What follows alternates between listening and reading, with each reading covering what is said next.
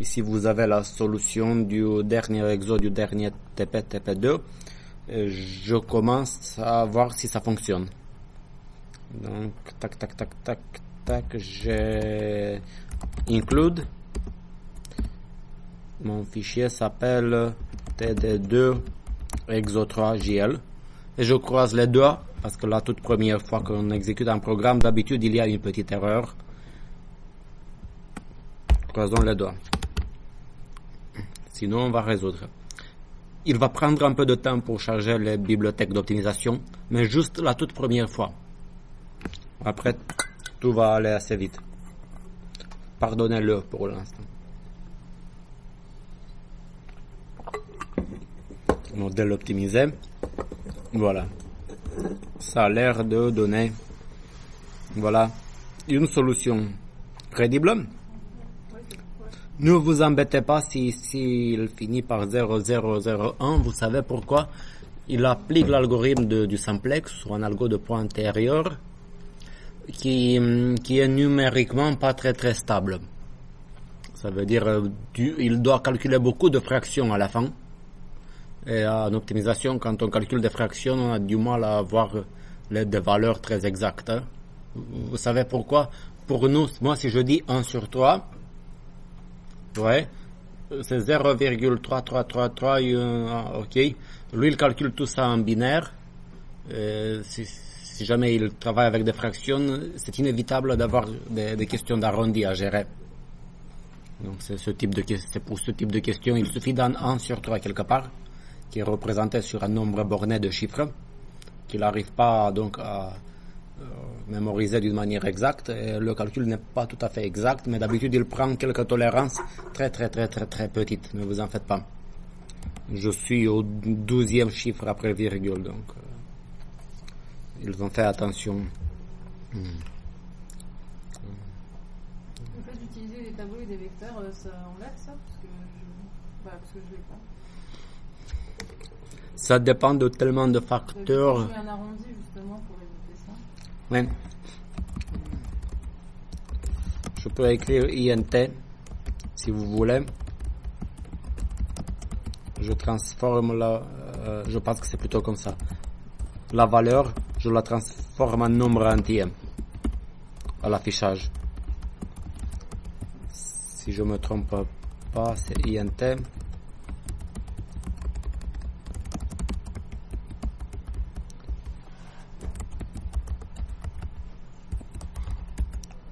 Voilà, je reviens dans la console Julia. Ah, il m'a donné une erreur d'arrondi lorsque je veux arrondir ça. Moi, je vais prendre. Il y a aussi round. Comme ça, il va arrondir x2. Donc, on peut s'en sortir. Même pour l'objectif, c'est le même phénomène. C'est dommage de s'attarder là-dessus. Tous les solvers de cette nature peuvent avoir ce type d'erreur infinitésimale, microscopique. Ok, vous comprenez? On ne peut pas mémoriser 1 sur 3 sur un ordinateur de manière exacte. Donc, pour que ça soit facile à comprendre le code, moi je préfère enlever cette question. Je vous ai montré de quoi il s'agit.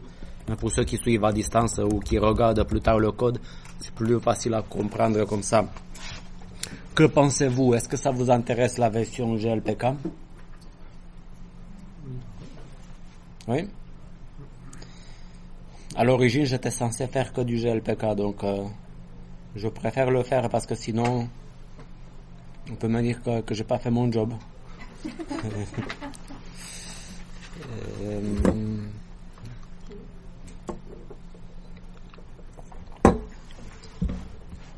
Ok, on a ça.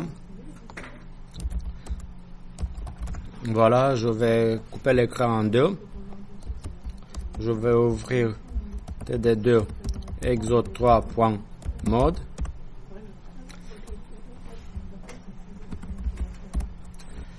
Ok, var z1 binary de mémoire, c'est comme ça.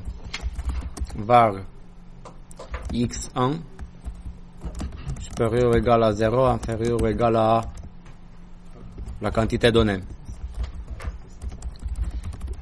x2, x3, les quantités, je les ai ici, facile. 7. D'accord? Minimize obj 2 points. Et j'ai la formule que je dois avoir dans l'autre fichier que je vais copier. Sauf que ici, je suis obligé de... Comprenez, je prends les formules. Je fais un copier-coller un peu brut, comme ça. Objectif, et je mets juste les étoiles. Il a besoin que je lui signifie la multiplication d'une manière claire et nette. ST au lieu de subject to. Ok. Le nom de la première contrainte. Et j'ai ce truc-là. Je dois nommer les contraintes. Avec l'étoile. Pour signifier la multiplication. Contrainte 2, contrainte 3. Tac. La contrainte 2, c'est ça. La troisième, c'est celle que je tapais dans Julia. Donc, vous ne perdez pas beaucoup de temps avec GLPK parce que je copie beaucoup. Et puis, après, j'ai solve. Display obj. Ah, ici, j'ai écrit n'importe quoi, corrigez-moi. C'est comme ça, d'accord? Display obj. Display. Bien sûr, merci beaucoup. L'étoile partout parce que on doit lui signifier la même. OK. Et end. Vous voyez, ça m'a pas pris beaucoup de temps. Après, je sais pas si c'est tout à fait correct, sinon je vais essayer de me corriger. GLP sol-m, je démarre. Voilà, il m'a donné, je pense, la même fonction d'objectif. D'accord? Et le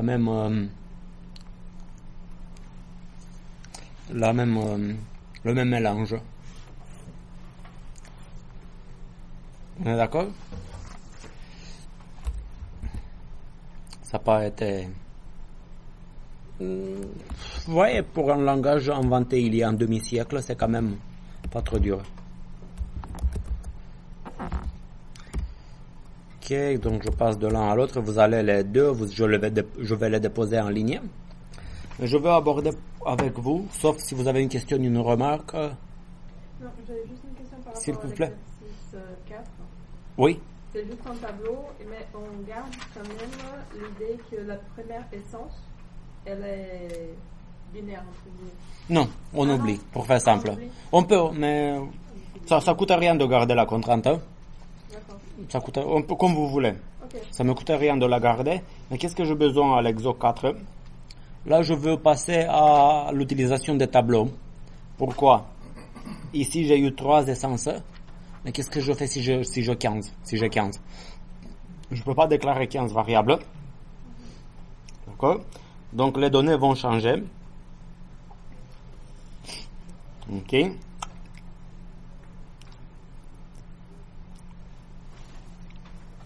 OK. Et on va essayer de voir comment on va s'en sortir. Donc on va faire le 4. Qu'est-ce que ça change? Donc je passe d'abord td2 exo 4.jl. J'ai pas compris pourquoi vous avez dit que vous ne pouvez pas déclarer 15 variables. On peut déclarer 15 variables. Ah, c'est juste que c'est embêtant, c'est ça? Oui. Ouais, 15 on peut encore, mais si je pose le même problème avec 1000, on peut plus.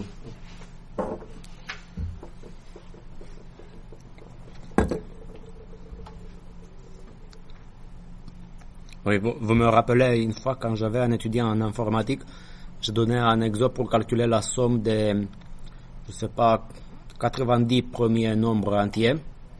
Il fallait faire la formule, faire une boucle for de 1 à 90 pour faire la somme. Il ne s'est pas embêté à faire la boucle somme et il m'a écrit la somme. de 1 jusqu'à 4 return. Il m'a écrit toute la somme. J'étais de 1 à 90. J'étais obligé de lui donner les points, mais c'est pas ce que je souhaite. D'accord. Ouais. Ça, une fois, il m'a contourné comme ça. Donc, je passe à une version avec des tableaux. Ok, là, tac, tac, tac. On n'aura plus donc des variables individuelles. Je peux garder que x1. D'accord? On va déclarer des variables. Les x, je les déclare comme ça. Je vais avoir, si vous voulez, un n égale 15. Et je déclare x 1 de mémoire 1 jusqu'à n. C'est comme ça, je pense, qu'on le déclare. Okay. Je peux dire 0 inférieur ou égal à ça. Mais je vais être obligé de introduire une contrainte généralisée pour la quantité disponible qui est disponibilité, ok, pour chaque essence. Ouais. Ouais. Là, si j'ai bonne mémoire, si j'oublie, je demande à unir parce que ça c'est pas grave. Je pense qu'ici je peux écrire 1 de 1 jusqu'à i in, un truc comme ça. Je dois avouer que je ne mets pas ma tête à couper encore. C'est quelque chose comme ça, je sais plus si je dois mettre les crochets ou pas. Et ici j'écris x i inférieur ou égal à la quantité disponible qui est comme ça. Je pense que si J'ai vu comme un tableau, enfin comme un... avec une boucle à for, J'ai trouvé sans for i in 1n. c'est possible aussi. Oui, on peut faire comme vous. Après, on peut faire de plusieurs manières ça après. On peut la faire, c'est sûr, on peut la faire de 3 ou 400 manières. L'intervalle de i, je crois qu'elle va donner après, moi. Je sais pas si avant. Je sais pas. Ah, comme ça. Je sais pas si ça marche sans le for, hein, peut-être. Si vous regardez les slides que j'ai déposés, si vous voulez, je pense que quelque part vous trouvez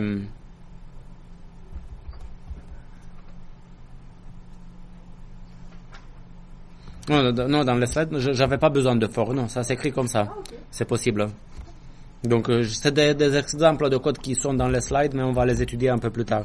Donc pas besoin de for. Mais si vous voulez, on va le mettre plus tard pour voir ce qu'il nous indique. Et après, on peut faire la même chose de plusieurs manières, si vous voulez. Ok, pour minimiser, on va écrire somme.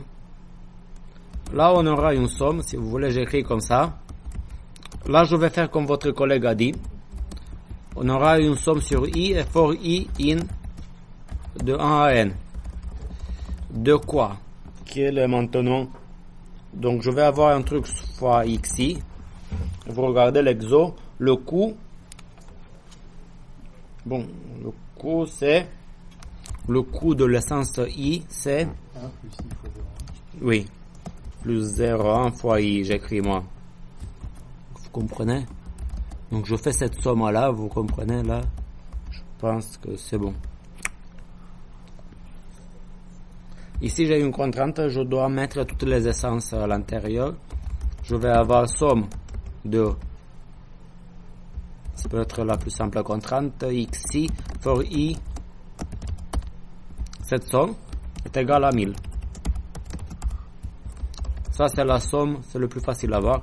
La somme de tout, de 1 à 15, d'accord? Ok, et l'octane c'est 90 fois i. Donc ça je l'ai écrit. Et ici je vais avoir, au lieu d'avoir ça, je vais avoir une somme similaire. Vous comprenez, j'essaie de simuler cette somme là. Qu'est-ce que je dois écrire à votre avis? Ici je devais avoir Ça fois une somme de quoi? Le coefficient de chaque i, ça va être 90 plus i. Ouais, c'est les octanes. Là. Oui, c'est les octans, ça.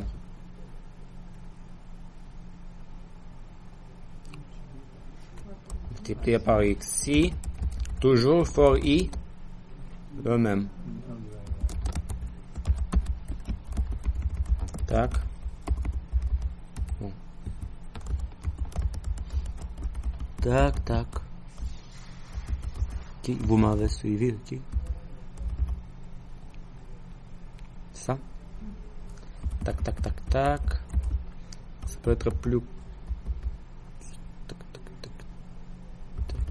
Voilà, si je suis un peu parano, je mets 90.0 pour être sûr qu'il l'interprète pas comme un entier. Et lorsqu'il divise par 1000, il tombe sur 0. Voilà, si vous voulez. Ici, je garde la même trame. Au lieu d'écrire ça, tac, là, je fais une petite boucle for i in de 1 à n. Tac, je mets end, je mets ça comme ça, et sans je mets virgule i, vous comprenez? Égal, virgule value de x i.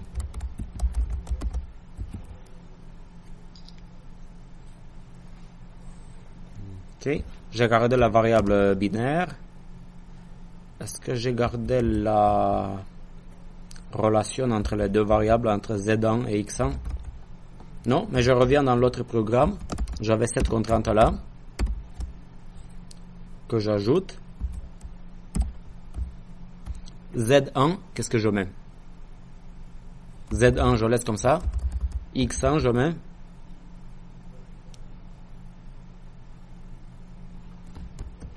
crochet. Pareil, mais c'est... Sauf que là, j'ai plus de x1 sans crochet. Voilà, je vais ordonner un peu variable, objective, constraint, optimisation et affichage. Tac, tac, tac. Je jette un dernier coup d'œil. Ça me paraît correct. Ici, on avait un doute. On essaye. Je croise les doigts.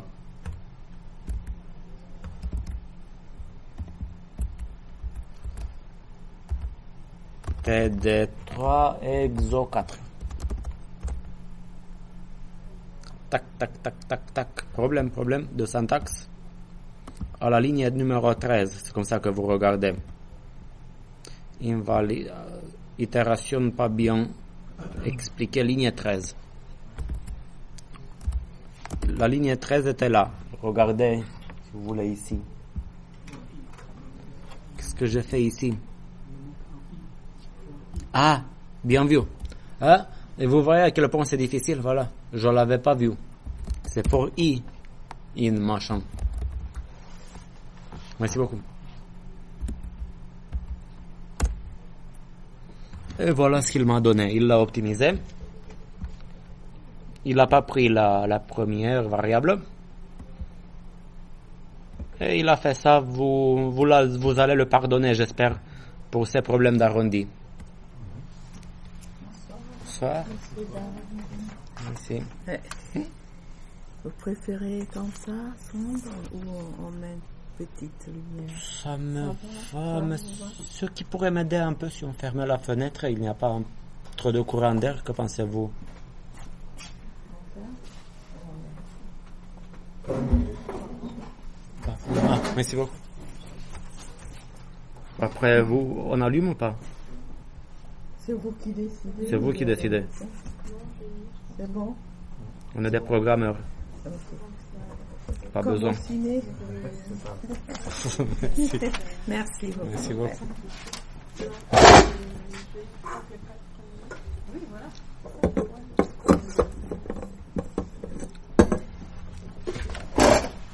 Ok.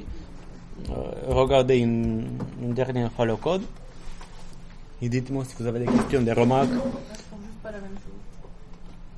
Est-ce que qu'est-ce que vous obtenez? J'obtiens les 4 premiers. Est-ce que vous avez mis la binarité avec Z1? Oui. Et quel objectif vous avez? C'est un tableau.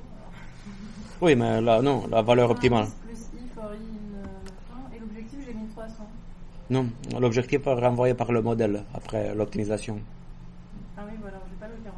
Moi, je suis à 1340. Moi, j'ai toujours mis 300. Moi, je mets 300 aussi.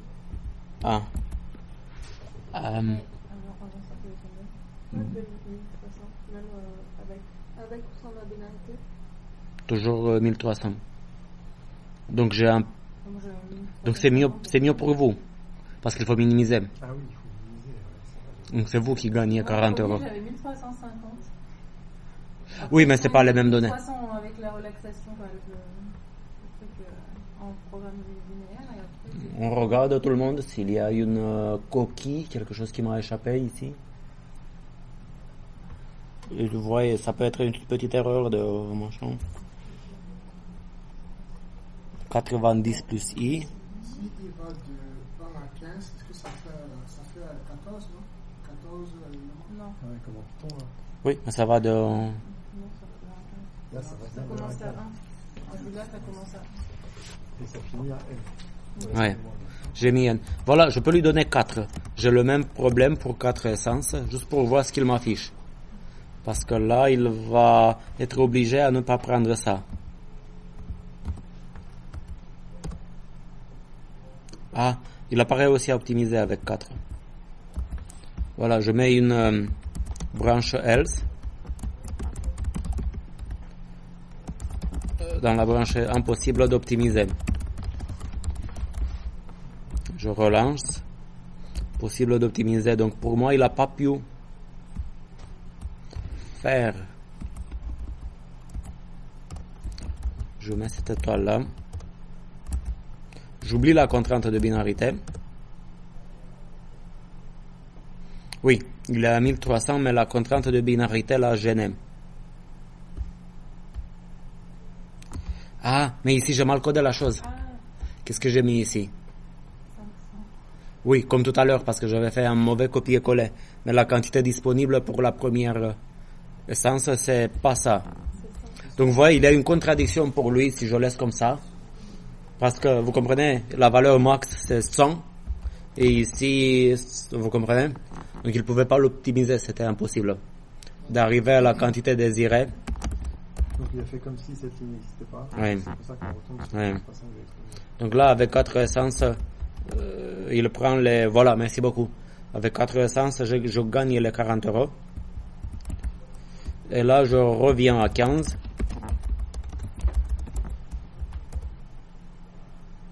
Et voilà. Là, il prend les 4 premières. Vous comprenez, là, si à la place de 15, je mets même si je mets 1000, ça va marcher. Je mets peut-être 99, admettons. Il va sélectionner les premières, je pense. Ouf. Ok. Donc là, on est sûr. Ça, vous pouvez pas le faire à la main. Donc ici, on a ça. Donc on a... Est-ce que ça vous intéresse de voir d'autres manières, par exemple, d'implémenter cette contrainte? Votre collègue a fait avec un for, si j'ai bien compris. Mais avec un tableau aussi. si vous voulez. J'ai que des tableaux, hein, j'ai pas tout ça. C'est ce que Ça, c'est un tableau, non? Oui, non, mais Et- je veux dire, j'ai fait un tableau pour toutes mes variables. Après, Ah. j'ai très peu de contenu dans les parenthèses. Ah. Vous pouvez aussi faire, au lieu de ça, vous pouvez faire une boucle for comme celle-là. Tac, boucle for. C'est plus clair peut-être. Et ici, au lieu d'installer les contraintes toutes en même temps en une seule ligne, vous faites une boucle for. Pour chaque i de 1 à n, vous faites, vous installez la contrainte. Faites ça. Mais plus besoin de ça. D'accord? Pour chaque i, de manière explicite comme ça, grâce à des boucles, vous identifiez chaque valeur de i et vous lui donnez ce qu'il faut faire. Je vais tester. Ok. Et je pense qu'il y a encore d'autres manières de faire ça, mais je vous ai donné 2. Ça devrait suffire. Si vous venez avec d'autres manières de faire, je vais soupçonner l'IA. Vous comprenez donc? Parce que ça peut se faire d'une dizaine de manières, mais je l'ai déjà dit, avant les années 2020, personne n'avait l'habitude d'aller au-delà de ce que je présente pour trouver de nouvelles fonctionnalités. Hein?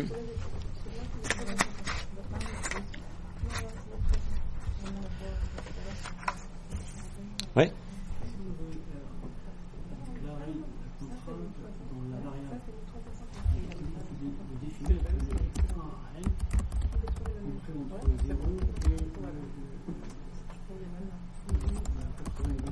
À la ligne 10, la ligne 7, ici. La contrainte inférieure à 100 fois. Ici. Oui. Comment on peut la définir à la ligne 6? Le fait de définir la variable.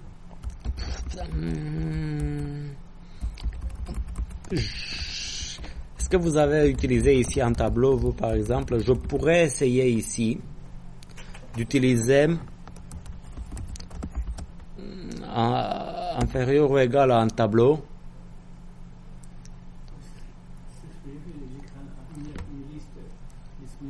Et ça marche? Vous avez fait comme ça, vous me dites. Pour tester, voilà, je mets n égale 4. Et ici, je vais juste mettre d'abord les valeurs comme ça.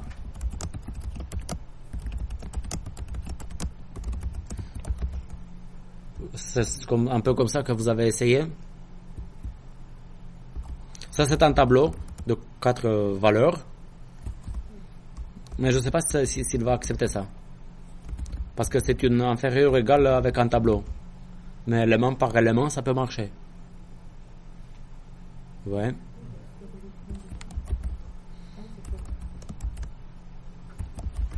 Mais je crois pas trop. Non, moi j'avais juste fait des tableaux pour l'objectif. J'avais un i plus i fois 0,1 fois i moins n. Après, j'avais pour la quantité, c'était 100 fois i fois i moins n. Et j'ai fait juste les. Oui, mais ça donne pareil, je comprends. Parce que je peux avoir un tableau où vous écrivez un truc 100 fois i, for i. En fait, si vous écrivez, c'est ça? Si vous écrivez ça, il va vous générer ça. C'est pareil. Mais après, comment vous dites que i, vous achetez une contrainte peut-être après, x inférieur ou égal à tab. Ouais. Avec un point. Avec un point, ok. Oui. Donc, constraint. Donc, vous avez compris ça génère. Ça s'appelle compréhension de liste. Ça construit le tableau de 100, vous comprenez. Et le reste. Et ici, j'ajoute constraint m inférieur ou égal point, parce que ça l'oblige de faire l'opérateur qui apparaît après le point, élément par élément. Ça?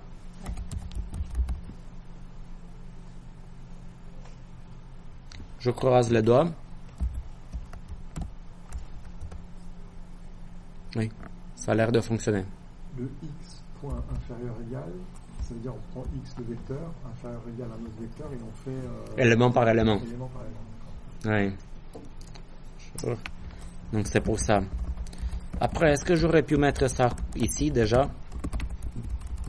J'essaye. Dans la déclaration de la variable. Non. Non, parce que c'est comme une contrainte. Ouais, c'est un peu... Ouais, non. Ouais. Donc comme ça, je reviens ici. Vous avez 3 manières d'ajouter cette contrainte-là. Donc j'écris 3 manières d'ajouter la même contrainte. Si vous voulez. Comme ça. 1, 2, boucle for, et 3, tableau. D'accord? Donc, ça en une seule ligne. boucle for ou tableau de quantité. D'accord?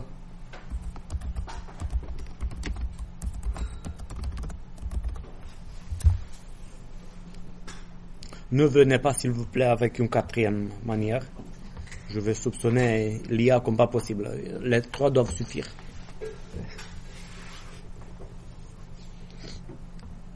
Ok.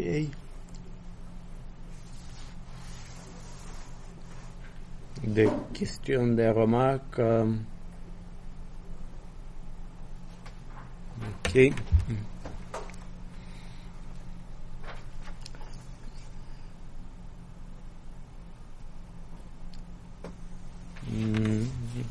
fait aussi avec la contrainte sur E1, je l'avais gardé, ça fait le même résultat. Ah, c'est celle-là. Ah, vous l'avez gardé? Oui, je l'ai gardée aussi. Oui. Non, mais avec ou sans, ça change rien. Ça change rien, oui. Parce qu'il veut prendre toute la quantité de toute façon.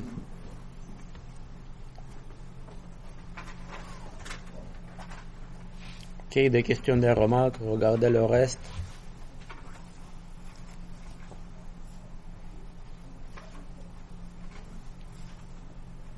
Non, c'est bon.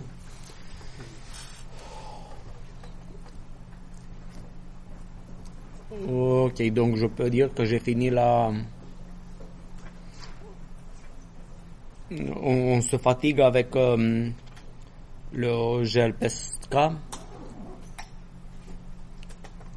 On le fait aussi ou... On le fait? On doit faire tout.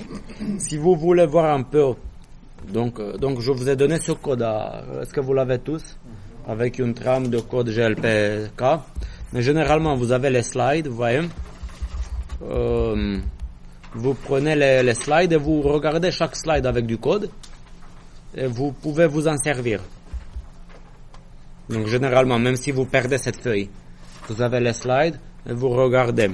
Mais là, je vais me servir du code à droite qui est sur la feuille pour avoir une trame et savoir comment gérer les tableaux. Donc le code, pour ceux qui suivent à distance, ça ressemble à ça. C'est ici que j'ai toute la structure. Je vais revenir sur ça bientôt.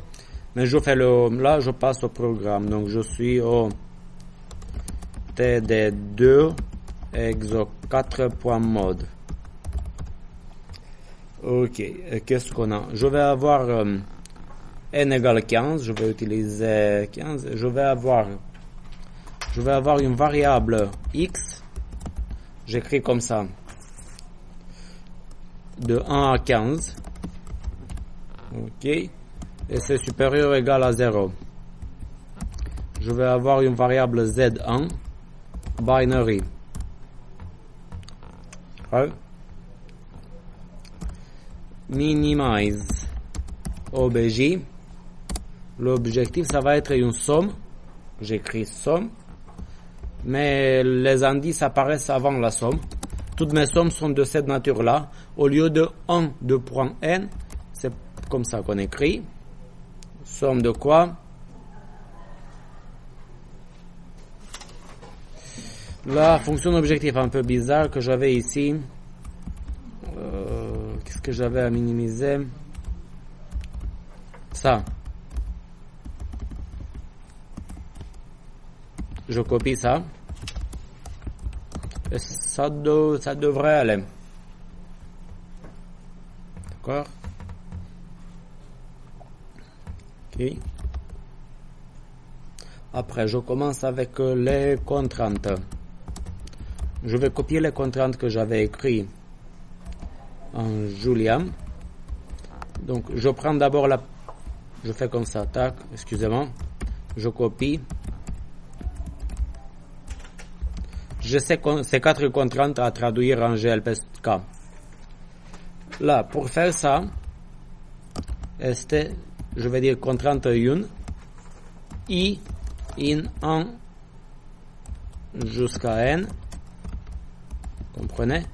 Et je copie ça. j'ai la contrainte C1, implémentée pour chaque I de 1 à N, et je lui dis ce que je disais en Julia aussi. Ok, j'ai fait ça. La deuxième contrainte, S.T. Ici, je peux copier tout bêtement. Pardon. Sauf que ça s'appelle contrainte C2. Ah, 2 points. Il faut mettre 2 points. Pardonnez-moi. 2 points. La contrainte C2, elle est là. Corrigez-moi, n'hésitez pas à me suivre, dites-moi si je fais trop vite.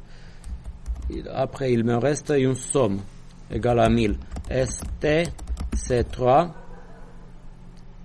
somme sur I. Corrigez-moi, je mets plus de N, je mets 15 directement, d'accord? Ici, je mets 15 partout. Les 2 points dans la contrainte 1, ils doivent être là ou pas? Quelle contrainte? Une, c'est 1. Les 2 points. Oui, oui. Oui, Oui. Oui. Oui. Oui, il y a les 2 points à chaque fois. Voilà, je peux même les écrire comme ça. J'avais oublié. Et la contrainte 3, je mets les 2 points ici et j'ai ma somme égale à 1000. C'est ça? Somme de quoi? X, I, c'est ça? Ça veut dire somme de X. Ça, c'est X1 plus X2 plus X3 jusqu'à X15. Et la dernière contrainte, elle est quelque part similaire. Sauf qu'au lieu de égal à 1000, je vais avoir un supérieur ou égal à 92. Et qu'est-ce que je mets ici? Je vais mettre somme de ce truc-là. Fois, oui. C'est 0, j'écris comme ça, 0.01 fois ce truc. Bon, c'est un peu moche, mais je pense que la dernière contrainte que vous avez sur la feuille de TD, ou la contrainte de l'octane. Corrigez-moi, suivez-moi. De mémoire, c'est ça.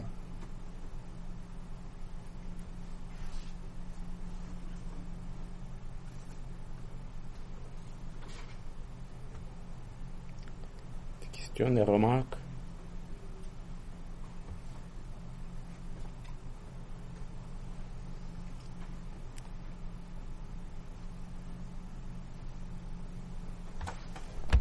Solve. Display OBJ. Si je veux afficher les variables, je peux faire, on l'a fait la dernière fois, je me suis un peu cassé les dents au niveau de la syntaxe, vous vous rappelez. Je peux faire ce for là. Je dis printf. On l'a fait la semaine dernière. Ça c'est X. Vous voyez la syntaxe du C. Il va remplacer le pourcentage D avec I. Et si je dis égal pourcentage G pour nombre réel, et je mets XI, si je me rappelle correctement, ça devrait le faire. C'est print F, il manque un P. Merci beaucoup. Le petit n, faut changer un peu. Pardon? Ah oui, merci beaucoup. Oui, par N. 15. J'ai mis 15 partout. And de mémoire, l'erreur que j'avais faite, c'était de mettre un point virgule après. Il me semble, je sais plus où. J'espère que ça va passer. Je suis pas un robot, sinon on va se corriger. Tac. Vous voyez finalement le code GLP Sol, GLPK, c'est assez rapide. Donc pas plus que ça. Mais je croise vraiment les doigts. Question. Oui? Je me base sur la feuille que vous avez donnée. Oui. C'est quoi la différence entre param et var? Donc un paramètre, c'est une valeur fixe. Je dis n égale 4 et n égale 15. D'accord. Une variable, c'est une variable que l'optimiseur, sur laquelle l'optimiseur va jouer Ok. pour trouver la valeur optimale. Mais les paramètres, on ne peut pas les changer. D'accord. Merci. D'accord? D'autres questions, d'autres remarques? GLPS. Un peu plus, c'est quoi pourcentage D, pourcentage D? Pourcentage D, ça remplace avec, ça veut dire décimal. Ouais, Pourcentage F, ça veut dire flottant, ça veut dire réel. d'accord. Et le pourcentage G, c'est une version plus sympa de F. Ça veut dire il va ignorer par exemple des arrondis. Il va ignorer l'affichage scientifique, des choses comme ça. Ça peut passer en F. Mais, admettons, on va voir ce que ça donne. Ah, ça a marché. Miracle, 1300.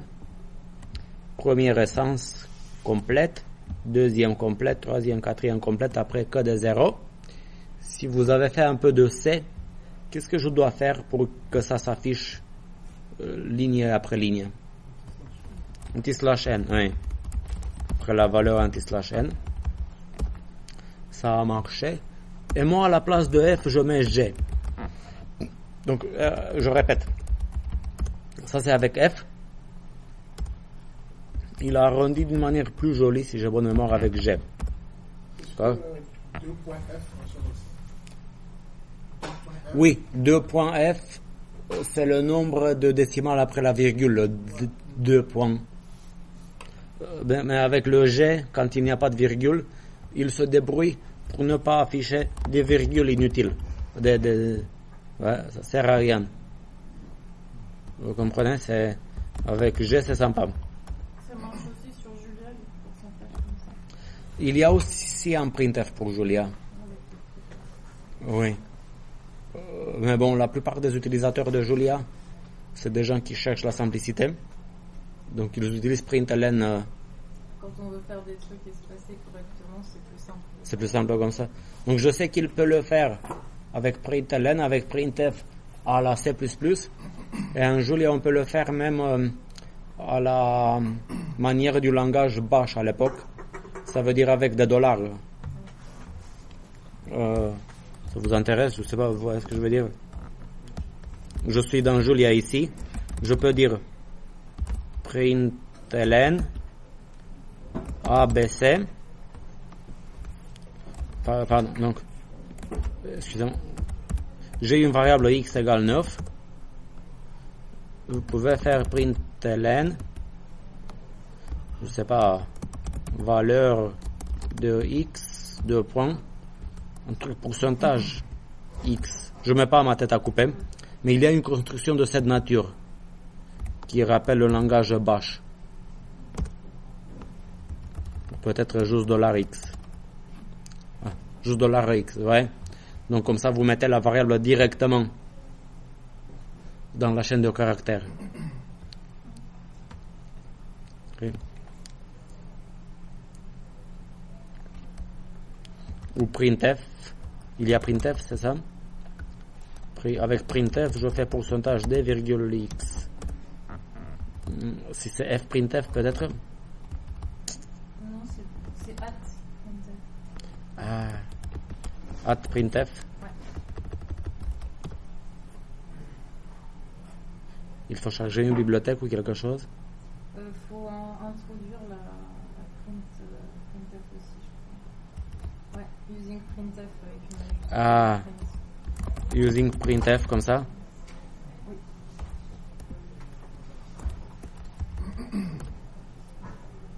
Oui, ça c'est le printf donc de Julia. Ok, il faut le charger. Et si je mets que println, il va pas comprendre, n'est-ce pas? Non. Avec println, il m'affiche le pourcentage d. Il ne le remplace pas. Okay. Vous avez plusieurs manières de faire. Bon, on a fini le TD. Après 1 heure, on va faire une toute petite pause et on va faire encore plus de code après.